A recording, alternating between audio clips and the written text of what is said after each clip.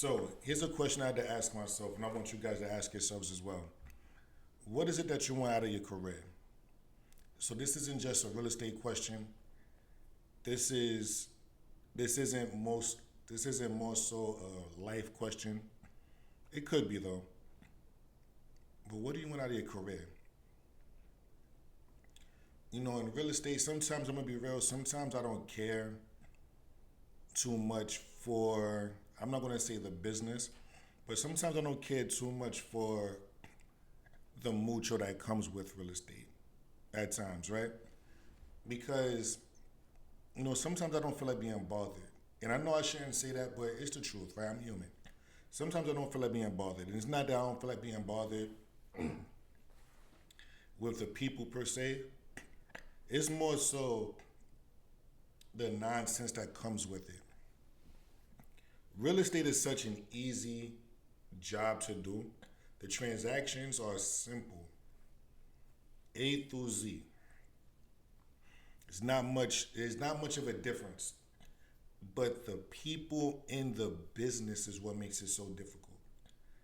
That's the problem that I have. The people in the business.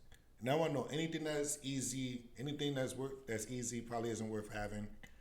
And I do like the challenges in real estate. My favorite part of it is the negotiations, right? But the people make this so crazy, right? It makes sometimes the people make it unbecoming. I remember this girl. She wanted to rent an apartment. She applied. It's a $20. Now, at times, even during the business, at times I didn't have $20. So I'm not looking at like yo, you just $20. Get over it. It's a $20 application fee.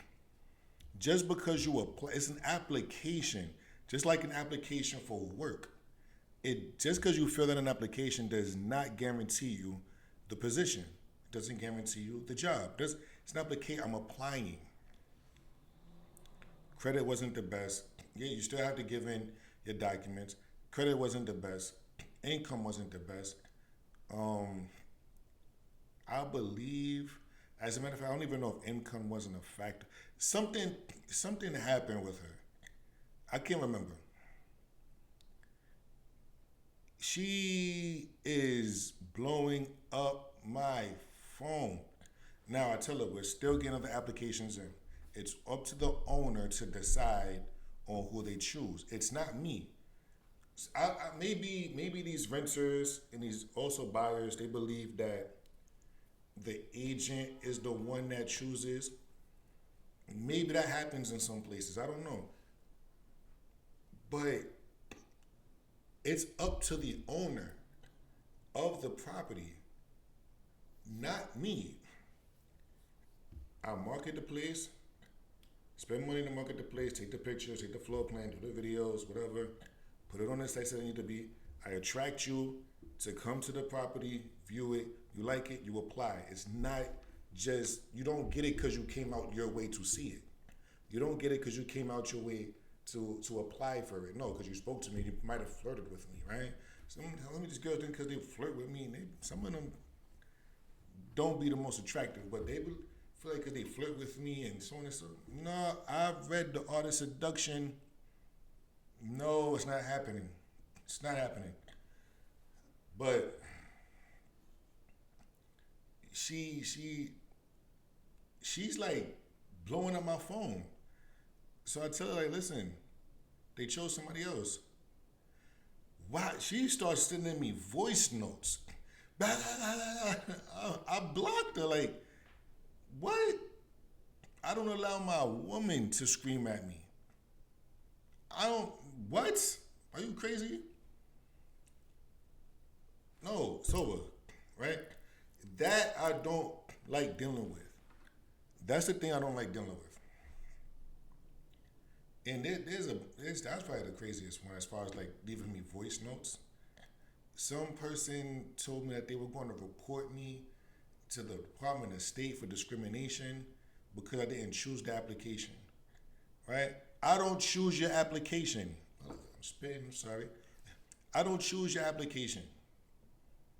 And think they were a voucher. And what happens with a lot of look, I'm going off on a tangent about the rentals. What happens a lot with the vouchers, right?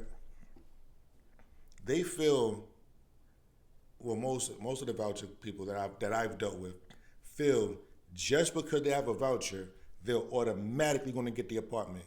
It doesn't work that way. And 9 times out of 10, 10 times out of 10, you're not the only voucher that's coming to see the apartment that's going to see that it's a 1 bedroom or a 2 bedroom and then want to apply. It doesn't work that way. It doesn't. Oh my God. Oh, I'm going on the porch. And the crazy thing is, the person that had the application in on the apartment was a voucher that was being considered. It was a voucher. It's like, but they wound up not. It's not even that they didn't get approved because they got approved. We just kept failing the inspection for stupid stuff, and they wound up just finding another apartment or whatever. So he called me. He was like, Chris, I appreciate everything, so on and so forth. Found another apartment and blah blah blah blah. Did an honorable thing. Just like, come on, you sound crazy. You sound crazy. So it's certain things like that is what I don't care for in the business, right? You have a bunch of people that slit your throat in the business, whether they're agents, whether they're quote unquote buyers, like, but I deal with it because I do like seeing people happy. Like I said in one of the videos, the buyer for the co-op I had listed at 45 Plaza, they loved the apartment. They were grateful for the apartment. And that makes me feel good that the right person got the apartment, right? When I work mostly on the sell side, when my sellers are saying, thank you, Chris, I needed to sell this, so I can move. I needed to sell this so I can do this, that, and the third. That warms my heart, Things like that. When, I had a family come and see a property I was selling in Flatlands. It was great because the seller needed to get rid of it, right? Because there was a lot of stress on their hearts with it. And then the buyer, when they brought their family to see it, and the kids, they were little, and they're like, oh my God, this is my room. This is my room. And they go into the backyard, and it's just like that's amazing. That's beautiful. You don't get that feeling. Like I used to work at a hotel. You don't get that feeling at a hotel. You don't get that feeling working at Burger King, working at Bloomingdale's or Planet Fitness. I even worked at Banana Republic for like 2 weeks. Like, you don't get those feelings with that. You don't. You don't. And it's tough because it's like, how else do you get those feelings, I love that. I love that. So it's not just how can I get the highest price when I'm on the sell side and the lowest price or the best terms and so on and so forth. That's great. But that feeling that you get, the freedom that you'll also get, like when my daughters need me to pick them up, or Melody called me one day, she was stressed. It's crazy. She's 12. She's talking about she's stressed, right? But she was stressed and she called me and she's like, Dad, are you busy tomorrow? And I'm like, tell me what's going on. And she's like, I just want to see you, my kids don't live with me. And she's like, I just want to see you right now. I'm stressed out. And the fact that she came to me, like that warmed my heart, right? And the fact that I don't need to request off, the fact that I don't, and then leave, like, one, the schedule is more like set. If she's talking about tomorrow, my schedule is already set. I can't call my boss and be like, oh, my daughter wants to see me, can I? I'm like, what? You better go here and check these people into the hotel, right? Like, things like that, allowing me the space to be a better father, a more present father. Now, I'm still busy, right? I'm still busy, but allowing me the access to be a better father, more present, have more money at times. In the mindset that it gives me. Like, I love the business mindset that I'm in. because my mind is always on to the next. So it's like, okay, real estate, and then going to this vertical from real estate, and that vertical from real estate, and then this led me into this, and this led me into this. Like me and a real estate agent got me into film. Being in real estate got me into film while I'm filming game shows, while I'm filming movies and pilots and stuff like that. That came from real estate. Got me into photography, music videos. That came from real estate because I had to get a camera. The camera that I'm recording on now put me in the space to where, oh, I got to do this, that, and the third. Now this is a Canon, but I have a Sony that I use for those things. But the mindset that it puts me in, I meet different people, and now they're like, "Oh, what, have you ever thought about this?" And it's like, "Well, I thought about this, but in this capacity." Yeah, you can do it in that capacity, but what do you also think about this? Because this right here is limiting, but if you do this, that'll be more money. That'll be this and the third, and you know, you'll be able to get a more steady stream of income than that. Like just certain things. Like I love the mindset that it puts me in, and I want to be. Not just I want to be. I'm going to be a mogul.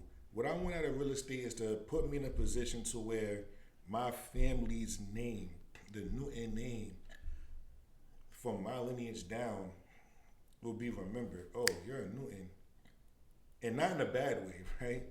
Like, oh, you're a Newton. Y'all have this over here, y'all have that over there, you have this over there. Like how Gucci is remembered, right? Gucci, oh Gucci. Everybody wears his belts. Like, everybody wears his suits and his shoes. I do too. Well, I don't have a Gucci shoe. I ain't there yet, but I have a few of his shoes, a few of his sneakers, a few of his belts. Right? Got the twilly, whatever I put in summer. Yeah, so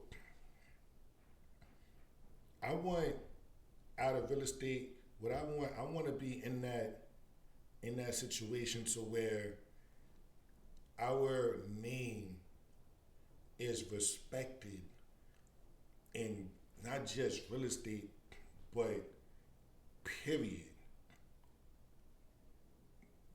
My daughters, I give you guys a rap lyric that I said. Don't laugh at me, right? But I said, gotta give me something. Child support ain't stopping, and I gotta get my money right, something like that. So what's affordable? Order books on Audible. Got coffee for some bosses, and of course I took a loss or two. Bosses incur losses. I took losses like a boss would do. Them losses felt like fortunes. I was on it like the mortgage due. I'm forced to build a fortress so my daughters they could walk into an office and get offers on the portions they're appointed to. Fire. I know. Thank you. Clap it up. Yes. Right. So it was self-explanatory, but yeah, I had like what I would do. I couldn't afford, and sometimes still can. Like I can now, but sometimes I gotta make a decision. But I couldn't afford the big seminars and $10,000 to go fly over here and stay over here for a week with a whole bunch of experienced agents or solidified agents. I'm not there yet. And I definitely wasn't there some time ago. So what I would do is order books on Audible. I can read. I don't like sitting down and reading, right? Put it in my in my ears, listen to it, listen to a bunch of books. Last year I did 50. I'm gonna slow down this year, do 30, 24, 30, and get the information there. It was an agent in Ariel Cohen in this office who I actually bought coffee for. I bought a caramel coffee from Starbucks, sat it on the table with him, walked out. We sat down a couple days after that, and just spoke. Yo, what are your ideas about this? I don't want to be a part of your team. I'm not saying to be a part of your team, but I just want to pick your brain if that's okay. You know, but the whole part of, I'm forced to build the fortress so my daughters, they could walk into an office and get offers on the portions they're appointed to. I'm gonna be the person that's in my family. I'm gonna be the person that is gonna have to build. We're in the process of building something around to protect the family legacy, to protect my daughters and everything that comes around that. And I want them to be able to walk into these rooms like we're in now, and be able to sit down in their suits or however they sit down and have the conversations with people, and whatever I left them, they're negotiating now. So now let's say Shine, she's the owner of just she's into art, so she's has this art gallery or whatever. Like I put them in a position to understand this how you negotiate, this how you do this thing third. She has her own art gallery. Somebody wants to buy into it or buy it or whatever. Like I want to be able to put my daughters in that position to now, you know, now you in the office, my daughters they could walk into an office and get offers on the portions they're appointed to. So that's what I want. And real estate is gonna get me there. Again, it doesn't just have to be through real estate. Like listen, say what you want. I'm not gonna be the real estate agent that's sitting there 50 something years old at an open house. No. No. I'll still be in real estate.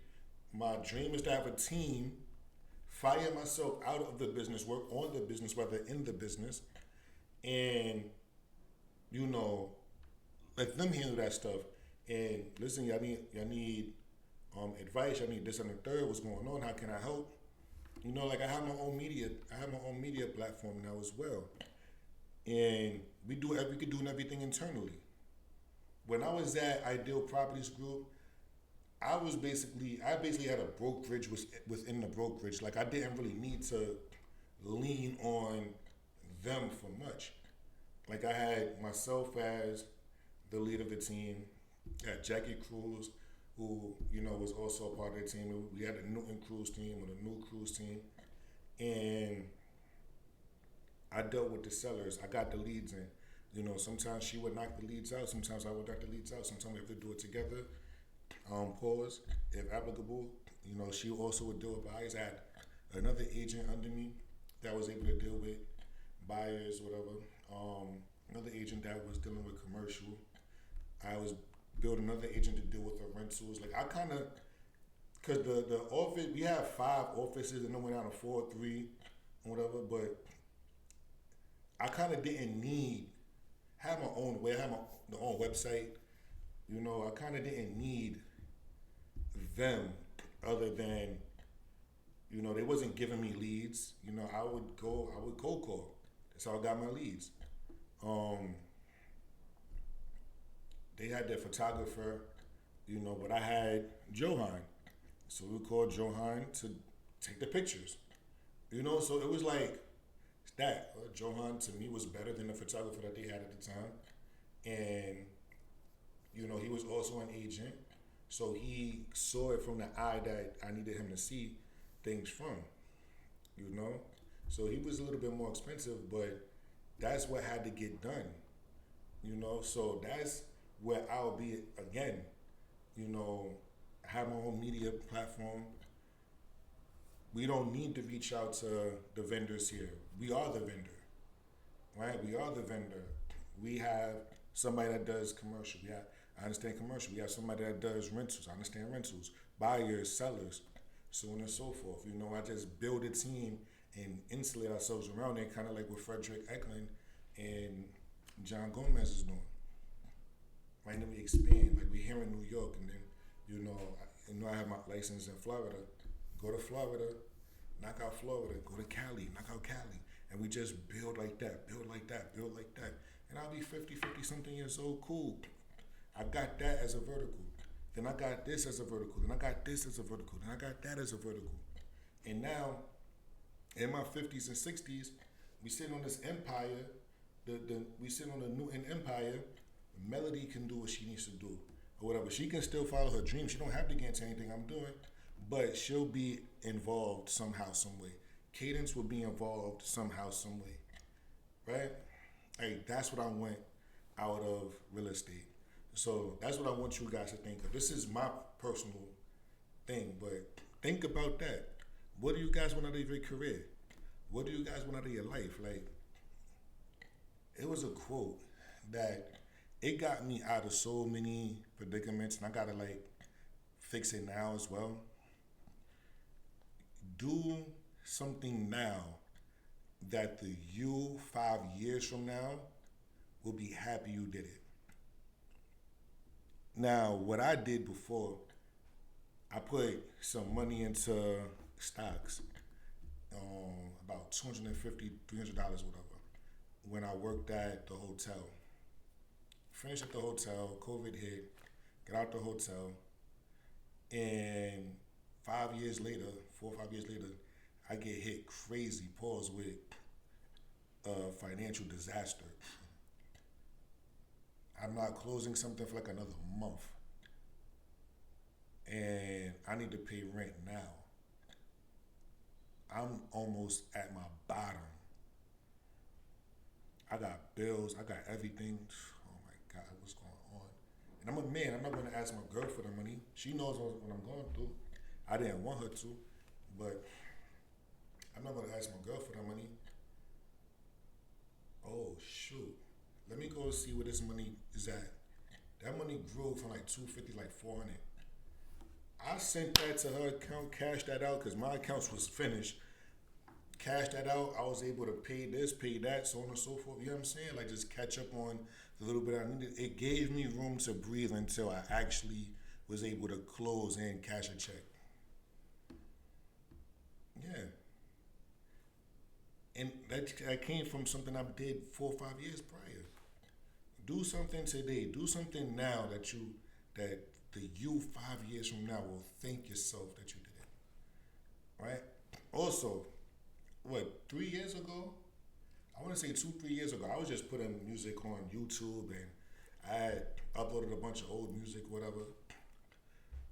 I get an email from Payoneer, from which is from, I don't want to say iTunes, but like I've one of those sites, whatever, that collect all of the streams, or whatever. I got like $500 sitting there. I didn't even realize it, but it's because of something I did years ago, right? The money just sitting there, boom, 7.26 million streams. Yeah, call me the 7 million stream man. 7 million streams. But that's what I mean. Like, what do you want out of life? What do you want out of your career? Ask yourself that. Take some time with it too. Talk to you guys later. How funky that? Bye.